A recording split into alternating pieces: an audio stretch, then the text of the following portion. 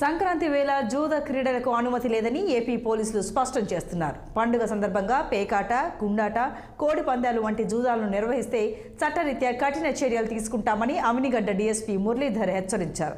జూదాల్లో పాల్గొని ప్రజలు తమ డబ్బులు పోగొట్టుకోవద్దని హితవు పలికారు.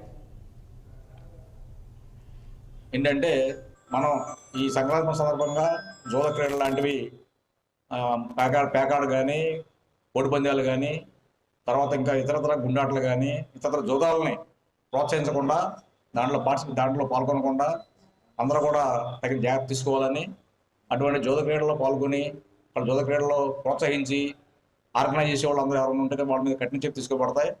దాని సందర్భంగా అన్ని గ్రామాల్లో అన్ని చోట్ల కూడా పోలీసు వారి ద్వారా అందరికీ ఈ పోస్టుల ద్వారా కానీ ఇంకో రకరకాల రూపాల్లో అందరికీ ప్రచారం చేపిస్తాము.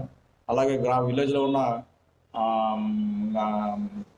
విలేజ్ జిల్లా పోలీస్ ద్వారా, అలాగే విలేజ్ రెవెన్యూ ఆఫీసర్స్ ద్వారా వాళ్ళు కూడా ప్రచారం చేస్తారు. వాళ్ళు కూడా అందరికీ అర్థం చెప్తారు. మేము కూడా అన్ని రకాలుగా ప్రచారం చేస్తాం.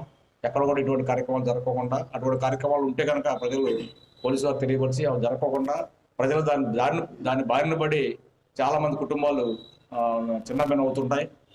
ఈ పండుగ పేరు చెప్పుకొని కొంతమంది లబ్ధి పొందుతూ ఉంటారు. చాలామంది ప్రజలు దాని బారిన పడి అప్పుల పాలు అయిపోతుంటారు. దయచేసి అందరూ అర్థం చేసుకొని ఇటువంటి జూద క్రీడల్లో పాల్గొనకుండా కోడి పందాలు కానీ, పేకాట కానీ, ఇంకా అక్రమ మద్యం ద్వారా కానీ, లేకపోతే ఇంకా రకరకాల పందాల్లో పణంగా పెట్టి డబ్బులు పోగొట్టుకొని అప్పుల పాలు అవద్దని, దాని ద్వారా కక్షలు కార్పణ్యాలు పెంచుకోవద్దని, తర్వాత కేసులు ఇరుక్కోవద్దని పోలీసు వారు మేము అందరికీ చెప్తున్నాం. ఒక రకంగా హెచ్చరిక లాంటిది, విజ్ఞప్తి లాంటిది.